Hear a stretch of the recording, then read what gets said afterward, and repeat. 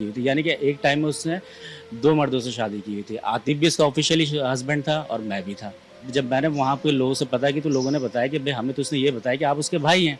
पीछे बाइक पे आ रहा हूँ तो मैंने देखा मेरी बेगम बैठी हुई है। मैंने बाइक आगे ली तो मैं पहली दफ़ा मैंने आतिफ को देखा। मैंने जब देखा मैं शॉक रह गया। मैंने कहा ये कौन है? मुझे नहीं पता कि उस गिलास के अंदर एसिड है।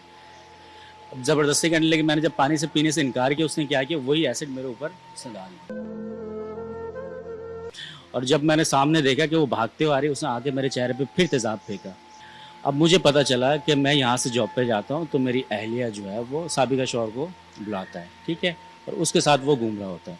लेकिन विदिन सेकंड जब वो मेरे जिस्म से धुआँ निकलने लगा और जिस्म जलने लगा, मेरी चीखें निकल गई।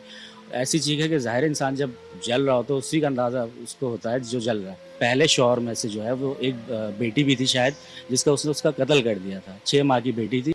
फिर उसने मेरे सीने पे तेज़ाब फेंका, फिर उसने मेरे हाथ पे फेंका, मेरे फिर जो है वो यूरिन पास पे फेंका। डिजिटल पाकिस्तान की वीडियोस देखने के लिए हमारा चैनल सब्सक्राइब कीजिए और बेल आइकॉन को प्रेस कीजिए ताकि आप हर वीडियो से बाखबर रह सकें। अस्सलाम वालेकुम, मैं हूं आपका होस्ट सादुर रहमान और आप देख रहे हैं डिजिटल पाकिस्तान। मर्द हमारे माशरे का वो हिस्सा है जो एक घर का सरबराह भी है, जो एक वालदा का बेटा भी है, जो एक भाई भी है, जो बहुत सारे रिश्तों से मुंसलिक है, जिसके बगैर माशरे में बहुत सारी चीज़ें जो हैं वो अधूरी हैं। लेकिन इसको बदनसीबी कहें या क्या कहें, मर्द और उसकी अहमियत हमारे माशरे में वैसी नज़र नहीं आती जिस तरह औरत की आती है। और हमेशा यही समझा जाता है मुख्तलिफ़ केसेस में कि औरत जो है वो मासूम होती है। लेकिन आज मैं जिनसे आपको मिलवाने जा रहा हूँ मोहम्मद उस्मान से, और इनकी जब आप स्टोरी सुनेंगे तो यकीन करिए आपको अंदाज़ा होगा कि सिर्फ औरत को ही तकलीफ़ नहीं होती, मर्द को भी तकलीफ़ होती है। मर्द भी ज़िंदगी के उन दरपेश मसाइल से गुज़रता है जो जिससे हर कोई गुजरता है, और मर्द भी रोता है, मर्द को भी तकलीफ़ होती है। ये कैसी तकलीफ़ है, क्या तकलीफ़ है, ये उस्मान हमें बताएंगे। अस्सलाम वालेकुम उस्मान। वालेकुम अस्सलाम। उस्मान कैसे हैं आप? ठीक ठाक हैं? जी बिल्कुल, अल्लाह का शुक्र है मैं बिल्कुल ठीक हूँ।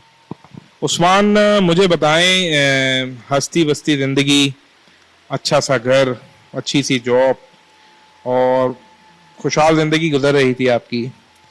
ज़िंदगी ने कहाँ मोड़ लिया, क्या हुआ, कैसे हुआ, बताएं सब। ये वाक़या है 2021 का।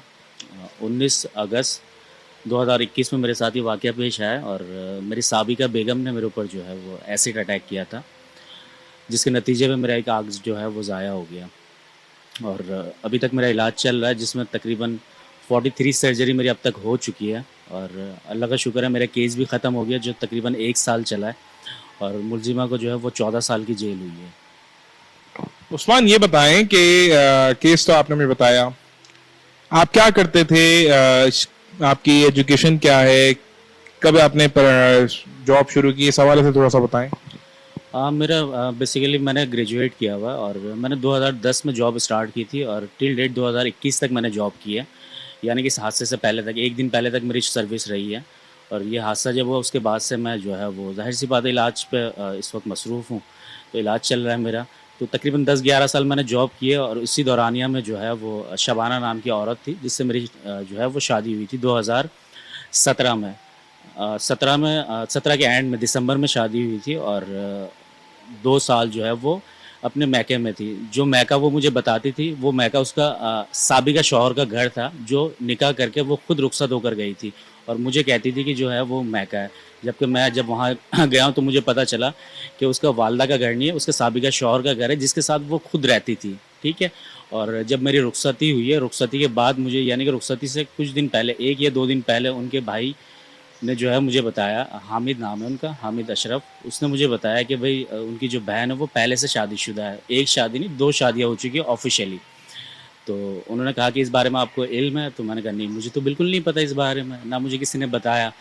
तो कह रहा नहीं बहरहाल ये है और इस तरीके से आप देख लें। तो चूँकि काट बढ़ चुकी थी और अगले दिन मेरे जो है वो इवेंट था, तो चीज़ें तो ज़ाहिर मतलब ये जो आप बता रहे हैं, जब शादी होने वाली थी उससे बारात, या शादी जिस दिन आपकी बारात थी उससे चंद दिन कबल आपको जो है ये चीज़ पता चली?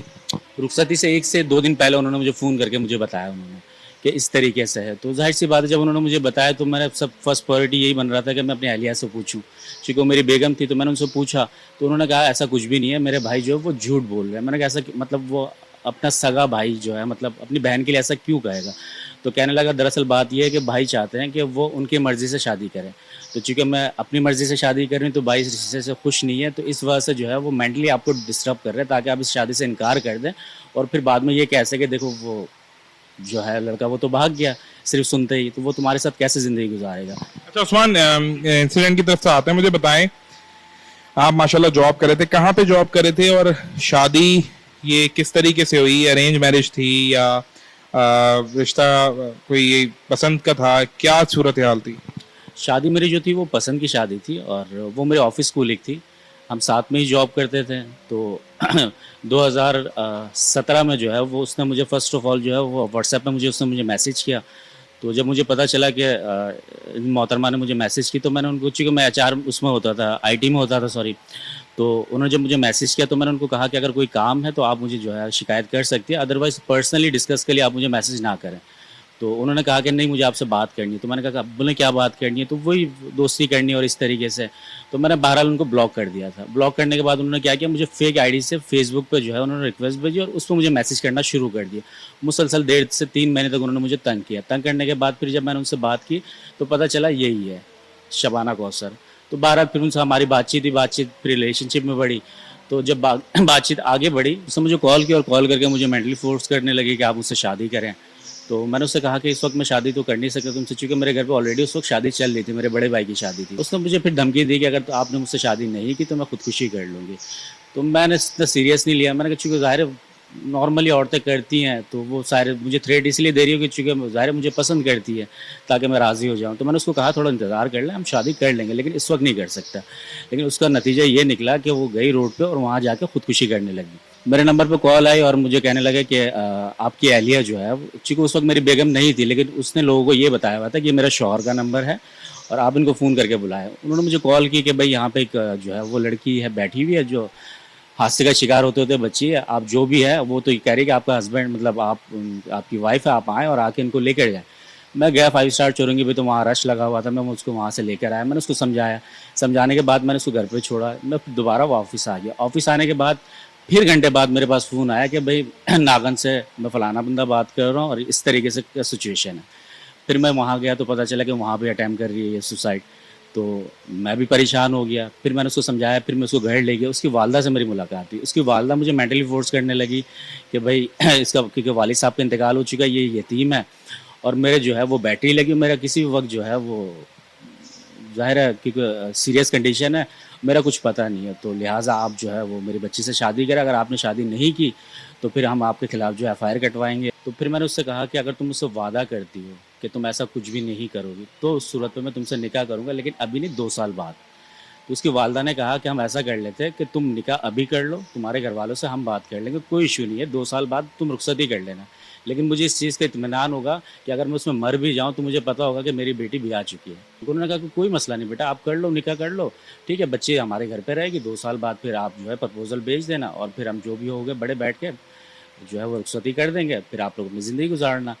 तो मेरे पास इसके अलावा कोई चॉइस नहीं था और चूँकि बार-बार वो अटेम्प्ट कर रही थी, मुझे डर भी था कि अगर उसने अटेम्प्ट कर ली तो ज़ाहिर है एक जानी नुकसान हो जाएगा और इस वजह से फिर मैंने उसके हाँ में हामी भरी है, लेकिन इस शर्त पे कि इस किस्म की कोई हरकत वो नहीं करेगी आइंदा। तो 2 साल बाद जाके जो है मैंने घरवालों को बताया कि इस तरीके से। तो घरवालों के ठीक है, अगर तुमने निकाह किया जायज़ तरीके से किए और तुम दोनों खुश रहते हो और खुश हो, अच्छी बात है, जैसे तुम लोग खुश रहना चाहते हो हम तुम्हारे साथ हैं। उसके बाद फिर जो है हमारी 2020 में दिसंबर में 12 दिसंबर में रुखसती हुई है।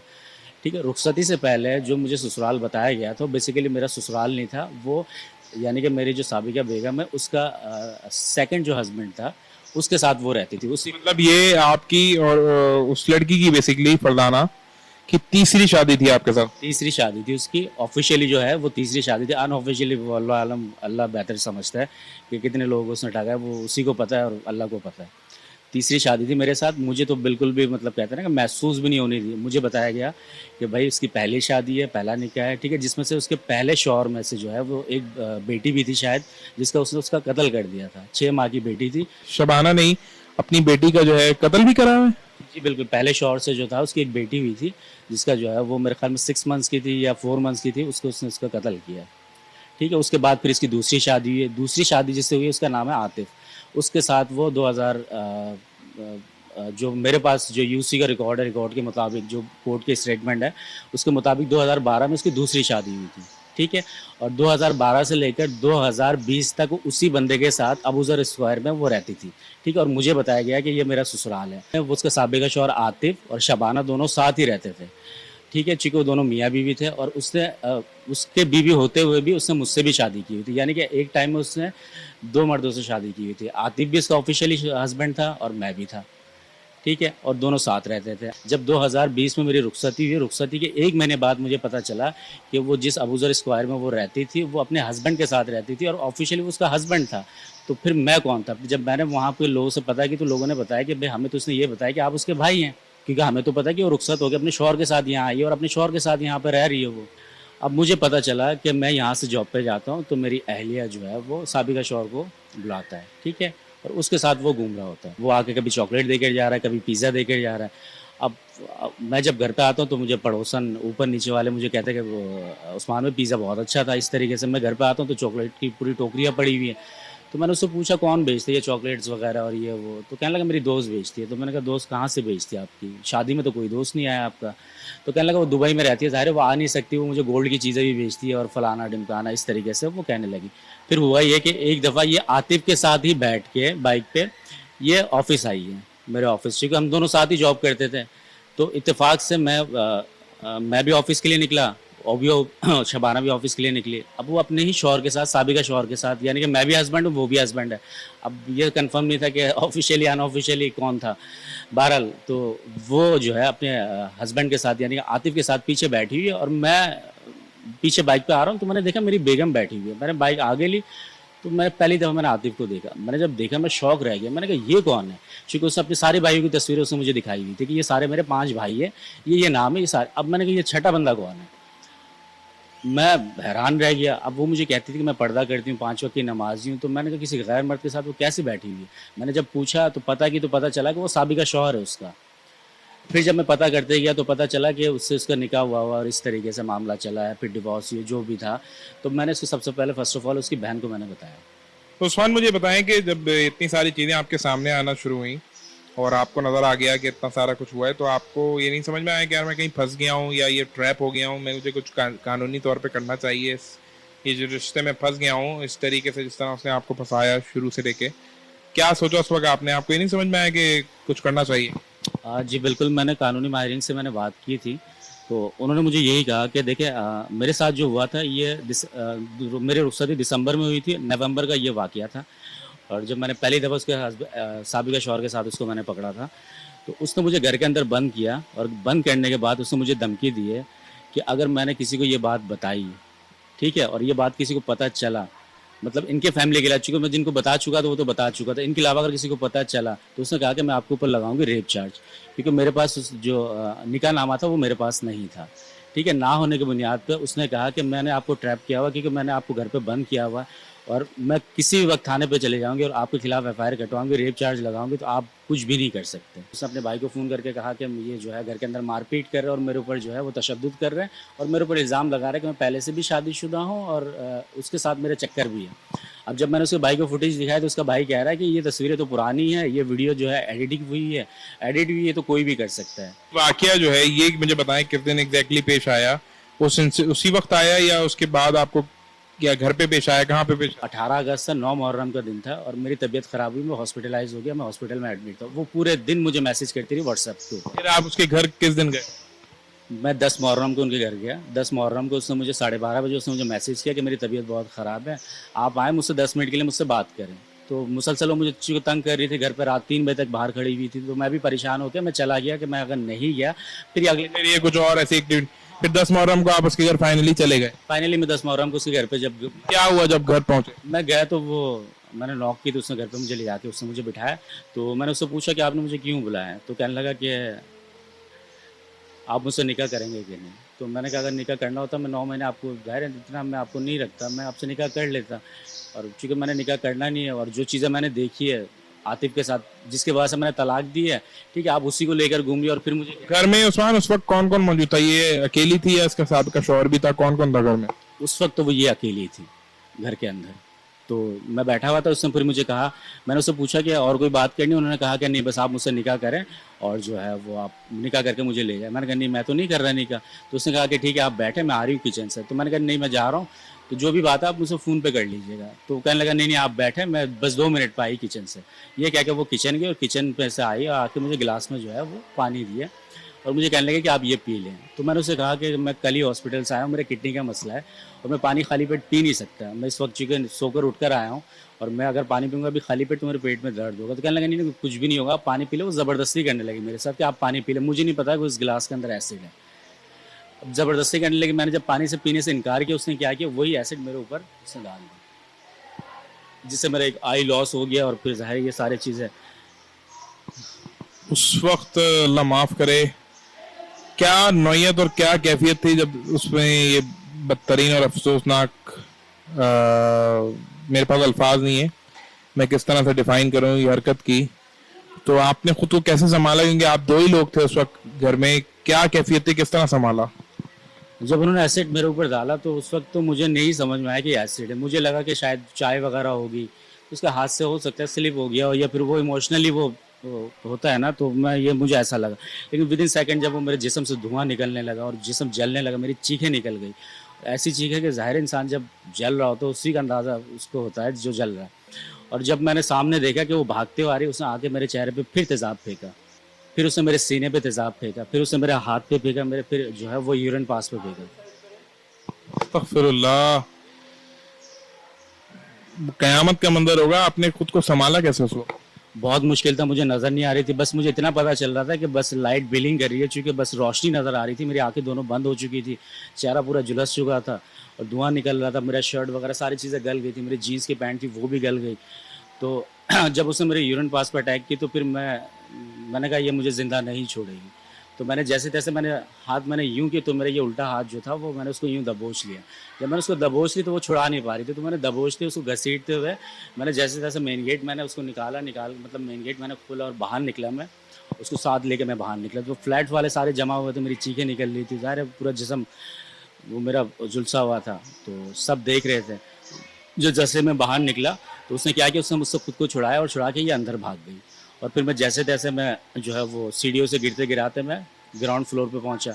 जब मैं ग्राउंड फ्लोर पे पहुंचा, लोग जमा, ऊपर भी नीचे हर जगह लोग जमा होते, क्योंकि मेरी आवाज़ चीख इतनी ज़्यादा निकल रही थी, लोग जमा हो गए। फिर सामने आरओ प्लांट था, उन्होंने मेरे ऊपर जो है सिर्फ 1 गैलन पानी डाला। अब उनको भी समझ नहीं आ रहा था कि पानी डालना चाहिए इस तरीके से। तो उन्होंने जब पानी डाला, पानी डालने के बाद मेरी हालत बहुत ख़राब थी उस वक्त। इस कहानी को सुन के आप ये अंदाजा जरूर लगा रहे होंगे कि हम जिन औरतों को जो शराफत का लिबास ओढ़े हुए होती हैं समझ रहे होते हैं बहुत शरीफ हैं, तो ये देखिए कि ऐसी कराची शहर में, इसी शहर में आपके इर्द गिर्द ऐसे बहुत से लोग हैं, और ना सिर्फ वो खुद, उनके साथ उनकी माशाल्लाह फैमिलीज भी इस गंदे काम में इन्वॉल्व हैं। और इस तरह के केसेस में अमूमन होता ही है कि इस तरह की लड़कियां जो हैं वो इस तरह के रिश्ते करती इसलिए हैं कि वो पैसे बटोल सकें।